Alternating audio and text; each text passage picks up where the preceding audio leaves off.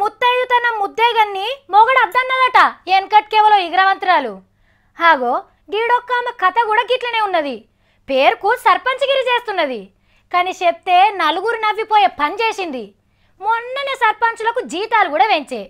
ఇక CC రోడో బోరింగో నాలీల Kanna check డ్యాములు ఎవ్వ పనులు కాంట్రాక్టులు కూడా ఇస్తుండే. అయినా గివన్నీ సాల్తలేవని ఆసరా పథకానికి కూడా తూటు పెట్టింది గీ సర్పంచమ్మ.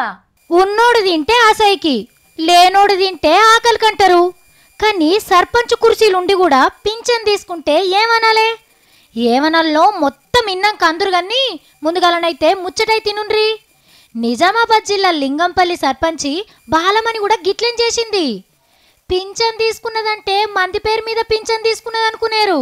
పింఛన్కి 1000 రూపాయలు పెరిగింది కాబట్టి రెండో పెళ్లి చేసుకున్నా చచ్చిపోయిన మొదటి పెన్మిటి పేరు మీద ఏడాది కాన్నుంచి పింఛన్ తీసుకుంటూనే ఉన్నది. కానీ నిప్పునైనా తప్పునైనా కొంగులేసుకుంటే తాగుతుందా?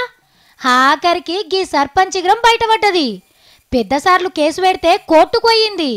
మరి ఏలుకు ఏలాసరా ఎంతున్నా ఇంటికి మొగడాసరా అంటారు. పెనిమిటి పేరు తప్పు రాస్తేనే పానం పోయినట్టు చేస్తారు కొంతమంది.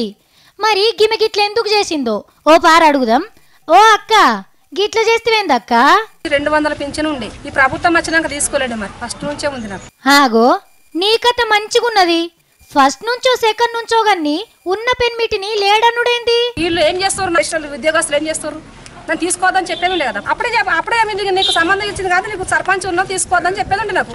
నేను తీసుకోకపోతుంటే డ్యూటీ చేస్తలేదా వాళ్ళు? అరే నీ ఇంటాయన బతికే ఉన్నాడని ఇంకెవలో ఎట్లా చెప్తారక్క?